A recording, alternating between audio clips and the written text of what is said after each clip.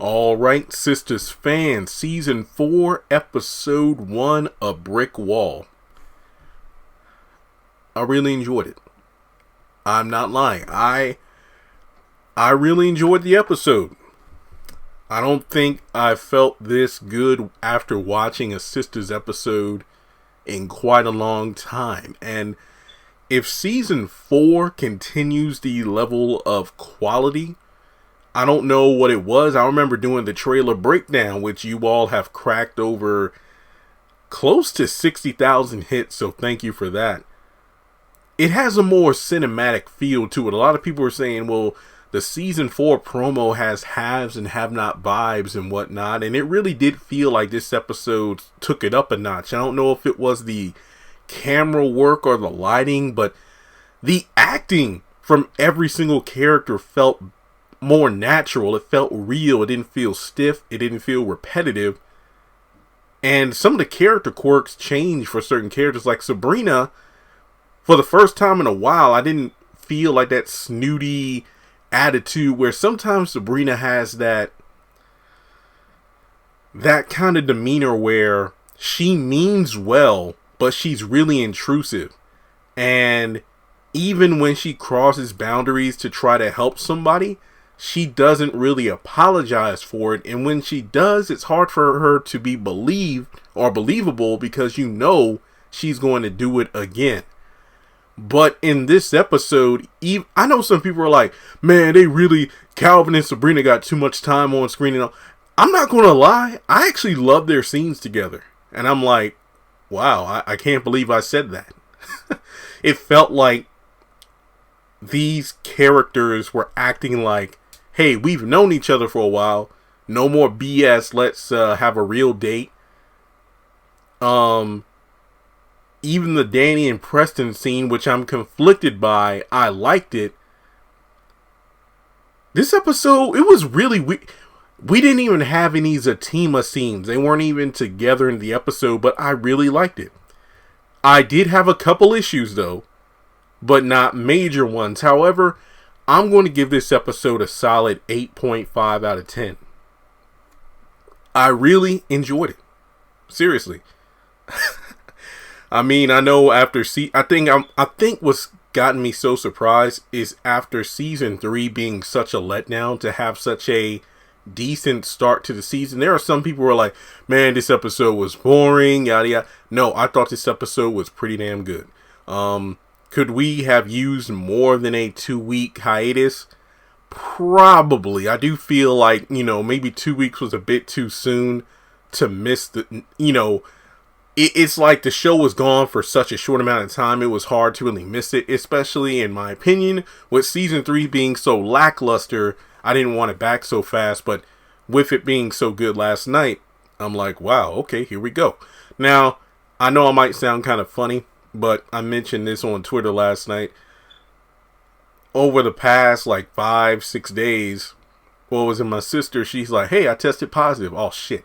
So I've been locked away in my room for a lot of days. Then it turns out my nephew, he caught it from her. And then my mom, I don't know if she's positive, but she's been coughing and all a lot, and my dad too. So for days I've been locked away in my room, and next thing you know, I started coming down with something, and I completely lost my voice on Sunday, and I'm actually finally getting it back for the first time today. I tried to record yesterday, and it's sad because my voice sounded like crap. So I had to stop after 2 videos. And I was mad because my ad revenue on the channel was doing so well. I'm like, Lord, if things keep going, I might be able to make a big down payment on the house. But then I came down with that mess. I don't know if it was Rona, but it was something. Because let me put it this way. 2 people in the house had Rona. Another person had the flu. And another person had allergies. And I'm just sitting here like, it's coming for me. And I'm over here walking around with a mask and everything. Basically, this wasn't like when my roommate had it back in 2020 or 2020, because that was a 2-room apartment. We both had separate bathrooms and whatnot. I'm not in such a spread out location now, sadly. And this is why I can't wait to get my own place so I ain't got to worry about this. So if I don't sound like myself, that's why. Last night, Freaking Dish Network wasn't allowing me to stream the episode live. And obviously I wasn't going up to the living room because, way too much sneezing and coughing went on yesterday. So I wasn't going up there. Thankfully to everybody who sent me links to watch the episode online, BET Plus did work.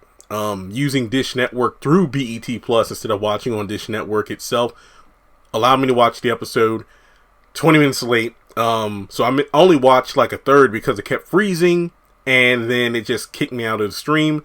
But I did watch it this morning. So thank you to everybody who helped out. The community really came together. I really wish I could have done it live, but again, I could not talk. So this wordy intro aside, this episode 8.5 out of 10. So before moving forward in the video, make sure you take a moment to hit the thumbs up button to show you like it. Let's try to get to 200 likes because Sistas is back. Hit the subscribe button because we are closing in on 200,000 subscribers. Hit the bell icon and select all. That way you do not miss out whenever I post content on the channel. And follow me on social media. Links are in the description below. So, okay. One thing that kind of had me going, okay, are we really doing this? We had a 2-minute recap. This would have been helpful if the show was gone for like maybe a month and a half, maybe 2 months. We didn't need a 2-minute recap for a show that's been gone for about a week. And when you look at the recap, it just really makes you look back and think, wow, we really didn't do that much in season 3. It wasn't bad, but I do feel like, wow, okay, it's going on for a bit too long. So, the episode starts off. Gary in the hotel room was a nightmare, and I freaking called it. Well, technically, it wasn't my original theory, but I did a video on it. Andy screaming, and she's trying to rush off to go to work, just like in the dream, but Robin stops her and says, hey, look, I'm the boss. I already told Fatima about it. You're going to be in there a little after 9. Don't worry. And he calls her out for only calling him after she's been drinking. And she's like, I've heard that before. What? That you only talk to certain people after you've been drinking? Well, yeah, after I drink, I'm more aggressive, but I'm sober when I'm shy. That's a damn lie. But it was a cute scene. I'm like, wow, okay, Andy, this, all right. But he invites her to London. And thankfully, we finally get the scene that was in the promo for the season 3 finale. And she's like, on your private jet? Yeah. Not this time. Okay. Because, it's about the settlement with the client that he originally came over there to see her about. So he's like, yeah, I like this sober Andy. He's like, hey, don't watch me walk away. It was a cute scene. It really was. And it just is, it's like, well, if Andy doesn't get with Gary again, hopefully not, I would like to see her and Robin move forward. But I still don't know if I trust this guy. But overall, this was a cute scene. Now, here's the scene that has me conflicted. So, we go over to Danny's place. Preston walks in. El Fuego's, putting on his shoes, trying to get ready to leave. Preston wants to know what's going on. And El Fuego pretends to be gay to throw him off. But Danny's like, no, you're just being offensive to that whole community of people. Oh, okay, my bad. So, El Fuego just ups and leaves. And then, let me just say it this way. I feel like this episode, and maybe even this season, Tyler Perry probably did take into account everything that the ladies, or the cast in general, were saying to him during the after show, and he wrote it into the script. My bad. I was wrong, maybe. But it seemed like he allowed Mignon to give Danny her props by... Maybe it was this scene, like I said earlier in the video, the camera angles, the lighting, it really looked beautiful. But that's probably what made the scene pop for me. But what I think is wrong is that Preston literally, my upper lip just kind of, I don't know what happened there, so sorry if it sounded like a propeller. Preston literally just caught Danny with another guy. And instead of addressing that, she decides to bring out a laundry list of all the things he's done wrong. And if you are a fan since the beginning, everything she said you remember. But like Preston said, I've apologized for all that. And while Danny had some good points, it just didn't seem to match up to the elephant in the room, which was Danny, you just had another guy in here. And it's like, see, you just came over here unannounced. I lost my phone. And I'm like, well, didn't Preston say I would see you tomorrow because you didn't want to see me every day? I'm very confused here. Because I tweeted this out this morning. I said, the way Danny reacted, she even threw in white privilege. And I'm like, because she brought up the whole handcuffing thing. But Danny, you tied Preston up first before. He apologized for all that. Look, I can relate to Danny as a person who doesn't always express when I'm uncomfortable about something. Mainly because I try to avoid conflict. And Danny's like, I didn't want to hurt your feelings. And then when you do finally unload because you bottle stuff up so much, it hurts when the person who's really the person that makes you feel bad belittles your feelings about the situation. So I can relate to her on that note. But it's too little too late. I mean, the episode last season where Preston's like, look, we're going to sit down and talk. And if we don't have a lot in common, then we could just end this right here. Or we have enough in common and we can have sex and have a good time. But I just feel like all these things Danny said, she should have said it a long time ago. And not in the midst of Preston catching you with another guy. It's like your defense for that is, see, there you go, coming over here unannounced. I did like the part where she's like, you apologize for one thing, but then you do it in another kind of way. Again, that's a good point, but you're just making Preston out to be the bad guy. So here's the example I tweeted out. I said, okay, imagine this. A husband comes home from work. Maybe he got out early or whatever. Let's say, hey, babe, work was slow, so I got off a few hours early. Comes home, finds his wife in bed with another man. And he is rightfully pissed off, but like, babe, what the hell are you doing? Well, remember, and then she just says something random like, well, remember when I asked you to get your clothes out of the dryer 3 months ago, but you didn't do it when I asked you to? And when I woke up the next morning, I was late to work because my shirt had wrinkles and I couldn't throw it in the dryer because your wet clothes were in there. You see how ridiculous that sounds? It's like, Danny, you did something really foul in the present, but you're pulling things from season 1, basically the first 3 seasons, and it's not relevant to what's going on right now. So you try to make Preston out to be the bad guy by saying, see, there you go. I know if you look at how Preston's acting, I saw some people online, you see how this Preston's laughing, basically ignoring Danny who's pouring out her heart to him. But I'm not saying her feelings aren't, valid, but again, he's already apologized for those things. And she's using those past transgressions to negate her foul, hoish activity in the present. We don't know what's going on with Preston and Alice, but we do know that Preston, for the second time, has come over to Danny's place and caught her with another man. So Preston just decides, you know what, hey, don't call me no more. I'm gone. I don't want to see Preston gone. He's one of my favorite characters. But better for him to leave now than to deal with Danny's bullshit.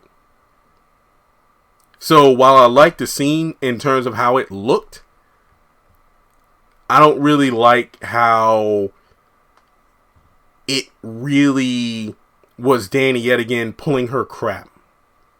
So, alright, so we go over to the law firm. Fatima comes in, and there are a ton of flowers at the front desk for Andy. So she takes one of them to the office, and Andy actually comes in too, and she's shocked. It turns out Gary sent them all, but she's like, you know what, send these to a children's hospital. I'm like, good idea. So she also notices a red stain on Fatima's sleeve, blood. She plays it off like it was some kind of food or something like that. I forgot what it was, but regardless, she actually asked about, so how was your night with the girls? Oh, it was good. What about Karen? She was there? Yeah. And what did she say about me? Well, she wanted me to invite you, but I knew not to. So, yeah, girl, thanks. Well, yeah, we don't need no more drama. But basically from there, they kind of shift gears to Robin, well, Fatima wants to talk about it, but Andy's like, hey, we got work to do. Okay. Again, I feel like we're really establishing that in season 4, Fatima and Andy are going to get closer. So we go over to the salon, and Karen's there. Well, Karen arrives, and this is something that I really hate to say, because I think I said this about season 3. Karen was looking really good in this episode, but her demeanor and attitude is what really is a turn off for me, because she really looked good. I don't know if it was the black heels, the purple she was wearing, but I don't know why. She really looked good, but perfect example of a beautiful person could just be ugly and just turn uglier and uglier based on their attitude. So she arrives and Pam is telling her that someone's there to see her, and it's that agent from the promo who's asking about Zach's whereabouts. And she's like, who's we? Who's looking for Zach? I don't know. He doesn't stay with me. So she pretty much stands her ground, and then the agent just goes out the door. So her and Pam kind of try to figure out, what's going on here. And Pam was on point. This really does prove that maybe Pam and Karen might actually get a close friendship this season as well. The fact that Karen tries to call Zach right away, but she's like, no. We don't know who's looking for him. They could trace your phone and whatnot. Hey, you know what? You're right. So from there, she's like, maybe it's about that money. So she thinks about going over to, okay, this is the second problem with the episode. She thinks about going over to Zach's new place, but she asks Pam where it is. She's like, yeah, where's the address? I'm thinking, first of all, how would she know? I mean, this is Pam we're talking about, but still. Secondly, this is the next, Zach just signed the paperwork last night. It hasn't even been 12 hours, I'd imagine. So how the hell would they know what she... Okay, yeah, this part feels forced. It's like, oh yeah, well, we need Karen to show up there. So regardless, Pam's like, hey, be careful. Don't, make sure you're not followed. Go another route. So she's like, what about your clients? Pushing back 30 minutes. And I'm thinking, Karen, you're lucky to have clients at all. You better not have them waiting. So Jerome is like a stylist working in the back, and Pam's like, child, there's a lot going on. I ain't telling you. Style is always in my business. That was pretty funny. I mean, Pam, I really like the scene. All right, so we go over to the bank. And like I said, Sabrina feels actually genuine. She tries to make up with Maurice about the father thing, but Maurice is in his feelings because he's actually choosing to work instead of gossip. So he gets a phone call from Q in jail, and apparently the DA is cutting him some sort of deal, but he's not a snitch. And he asks Maurice, hey, if I get out, can I stay with you? What? Yeah, I promise I won't steal. I'll go to therapy, I'll go to rehab, whatever. And Maurice hangs up on him. Thank God.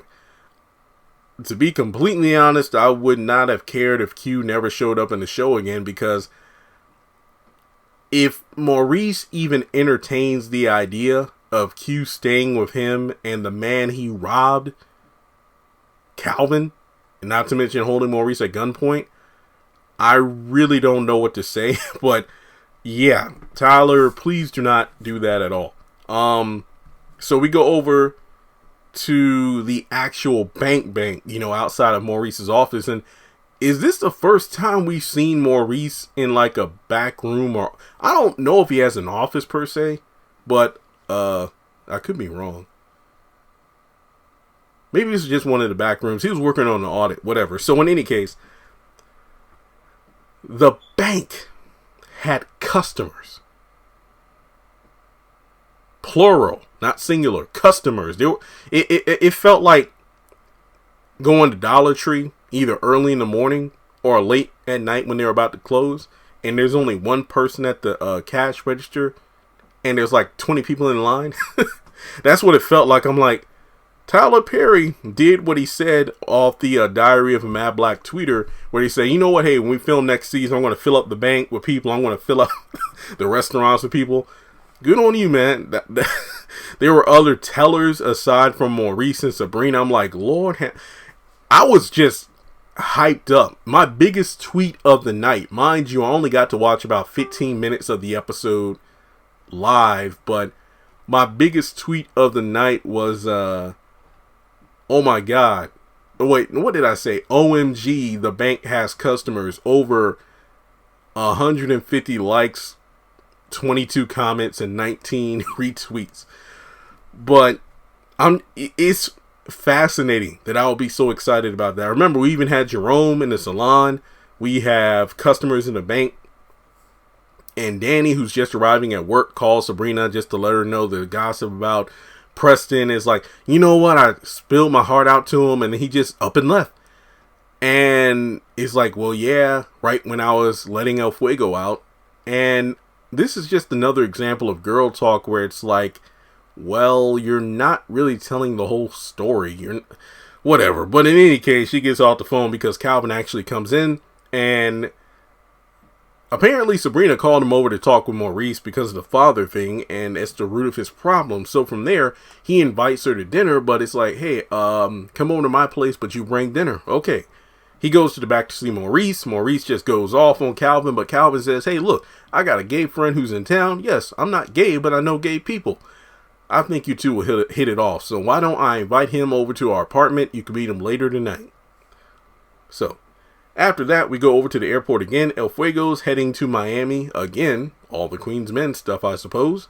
And ask if he and Danny are going out. But apparently, Danny's in, I don't know how to describe it, but she just makes it known that, no, you're a stripper.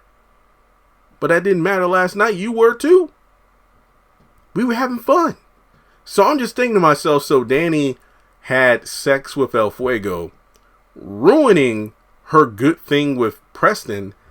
So to me, if Tyler is hitting the reset button on this character, okay, but this just yet again reinforces the fact that Danny has a lot of things she needs to work out before she can even entertain the idea of a relationship. Seriously, I just don't even, I don't know. So we get the new character Logan, who's kind of flirting with Danny, and basically says, hey, my flight's been delayed. And after some back and forth, Danny looks it up and she talks to this character named Howard, thinking that he's a potential human or sex trafficker. And I'm thinking the whole time, wait a minute, Danny's actually being competent at her job? Maybe it's because she just got into work and she hasn't been smoking or drinking, but I'm like, Tyler, you're blowing me away here. These characters are actually competent at what they're doing, and I love it. So, moving on. Zach is standing outside of his new house. Construction workers are, coming in and out, getting work done. He's telling, I guess one of the guys how he wants this done, that done. And again, I know I don't want to sound hung up on it because it's a new year. I want to focus more on the positive, but this is the feeling I can't wait to experience when I get approved for a house and I can just stand out there while the people are, putting it on the ground or whatever. And I'm just like, finally, yeah, this is how I want this is how I want that. So hopefully this will be my year. But in any case, Karen just comes up again. How the hell do you know where he lives? And basically ask if he's into some illegal stuff. It's like, wait, what are you talking about? Oh, what are you asking all these questions for? Because I don't want to father this child in prison. Look, you've been pregnant for 5 minutes and you're coming over here all this drama. Yes, I am. And again, it's a damn shame because Karen is looking so good. She's genuinely concerned. But then Zach's like, fine, the next time you see her, give her my number. Oh, really? Yeah. Just give her the number. Ain't nothing illegal going on here. So, out of nowhere, she's like, so, you going to show me the house? What? Yeah, you going to show me the house? No, with all the glass and dust and plaster, I don't think it's good. And nails, I don't think it's a good idea for you to go in there pregnant and all. And then Karen gets on that bullshit. So, she asked politely, if you want to call it that. But then she switched up to the bitchy Karen into... Let me put it this way. This scene reinforced why Zach is done with your ass. It's just like when you were at Danny's place and he was like, yep, there she go. There's the bitch. That's how Karen works. And just like Preston, Zach ain't having it. It's like, look, you do you. So it felt like Martin. Literally, Martin could have been like, get to stepping. That's literally what's going on. Where's your car? See, I parked around the corner because I was trying to protect your ass. I don't know why. And to be honest here, some people in the Facebook group were saying this. It's kind of funny or weird to think about it, how Karen kind of was looking out for Zach more than Fatima because of the fact that Karen was trying to give Zach the heads up about the feds looking for him, where Fatima possibly caused more problems for him. That's an interesting angle. I'll do a separate video on that. But again, I just hate to see Karen. I hope Karen gets better material this season. It really would do the character some good, because she looks too good. We know the character is very, very effective when it comes to the earlier season of the show. I hope we have her do more than being a Summer Walker, a bitter baby mama. So Zach gets on the phone to call Fatima, leaves a voicemail, said, hey, call me back when you get a chance. So go over to also, as soon as Karen mentioned somebody looking for Zach, Zach had a look of panic on his face, because remember, the previous night, that's when Hayden said, I got people looking into this. So Zach knows some people on his tail. All right, so we go over to Calvin, who's telling Sabrina to talk with Maurice didn't work, but the date should work, the guy I'm setting him up with. So let's go to a restaurant, the Wine Room, which is where we know she's going to meet that African prince. So maybe Calvin should have just opted to grab some takeout to bring over to her place. But they're going to meet. She's going to come over to the apartment, see if Maurice and this new guy hit it off, and then they're going to go to the Wine Room. So they talk about the Q situation. Sabrina's like, did he mention Q? No. What do you mean? I hope he's not trying to, fall for that guy again, because that would be crazy. I don't know what. Hopefully it's not a situation where when Calvin and Sabrina are at dinner at the restaurant, Maurice is there with that guy, and then Q shows up, because in the not to jump too far ahead, but in the promo for next week, Q's like, I'm getting out, but don't go over to Maurice and Calvin's apartment, Q. Just don't. So, in any case, let's see. Maurice rolls up. He's sassy as ever. He's bringing up the fact that, oh, wow, you're up in here, Calvin, standing in the same place you got knocked out like a little girl. Yeah, Maurice just in his feelings. Again, I didn't mind the scene. It was actually pretty good. So we go over to Andy, who's giving Fatima all the details about the whole situation with Robin. And I'm just like, wow. Okay, so it seems like you're really feeling Robin. All right. But then lets her know, like, hey, don't tell anybody, but... Oh, actually, no. Jumping ahead. Phone call comes through, and Mr. Borders is waiting for Andy. And instead of telling Andy who it is, Fatima's like, oh, no, I'll handle it. She goes out there, and Gary's being Gary. I mean, the secretary on the phone is like, tell him... Fatima's like, tell him she's in a meeting. I already did. Fine. And then she goes out there and says she's in a meeting. And this fool tries to storm to the back, and I think the secretary's like, do I need to call security? No, it's fine. I got this. But it's funny because of the fact that Gary's like, hey, can I talk to you? I don't think you're listening to me. You see those stairs? What, you're going to throw me down them? And I'm thinking, the way Gary said that, he knows something. Basically, she's like, no, I'm going to throw myself down there and say you did it. Fatima, I know the parking garage doesn't have security cameras aside from the one camera that's at the entrance and exit of the parking garage. But again, I'm no expert. You're the one who works there, not me at the law firm. But wouldn't there be security cameras in the building to show that if you were to toss yourself down the stairs, that you were the one that tossed yourself down the stairs? But in any case, Gary just smugly leaves like, oh yeah, good. I thought you were, and here I thought you were completely stupid. Again, the way he was like, what, are you going to throw me down the stairs? I'm wondering if he saw what went down between Fatima and Hayden in the parking garage the same way Hayden saw what went down between Fatima, Andy, Jasmine, and her crew in the parking garage. You never know. Alright, so then we go over to the final scene, and Andy's telling Fatima about the whole thing about Robin running the whole company and everything like that, which again, just sounds a bit too good to be true. I mean, obviously Fatima didn't know about it because, yeah, he hires these white men and they're the front man and this and that. So from there, she's like, hey girl, just take your time. Yeah, I will. And it's funny because somebody was like, it's funny how Andy said that given the fact that she got into an affair with a married man and then wanted to get married on the spot during the surprise wedding, but she wants to take it slow with Robin. to be honest, as long as she doesn't get back with Gary, I don't mind her taking it slow. Like John Legend said, I promise I'm not going to sing because my voice sounds even worse than normal. So I just know, yeah, song, take it slow. Now, she asked, how's Zach doing? And when I heard that, I don't know why, but I'm like, that was so nice to hear. It wasn't in a gossipy kind of way. Hey, Fatima, how's Zach doing? And I'm like, come on now. I loved it. But basically, he's like, look, he's good. I don't know the old Zach. I just know the new Zach's really happy. And from there, they notice everybody's in a panic, running around like it's a damn bomb threat or stock market crash. And out of nowhere, the secretary comes in saying, Hayden's been found dead in the parking lot. Wait, what? And you notice how Fatima's kind of looking down, and then the episode cuts when Andy's mid-sentence and she looks down at Fatima, and that's it. But guys, this was a great episode. It really was. Like I said, if season 4 continues the momentum, this could be the best season yet. Seriously, I really enjoyed it. It had its issues, but for the most part, I thoroughly enjoyed it from start to finish. So let me know your thoughts in the comment section below. Like I said, I give it an 8.5 out of 10.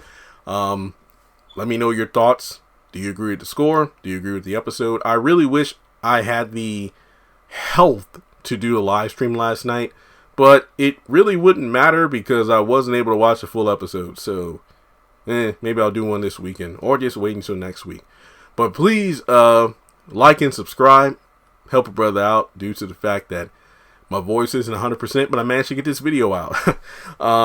Donate if you would like on PayPal or Cash App. And with that being said, I'll catch you all in the next one.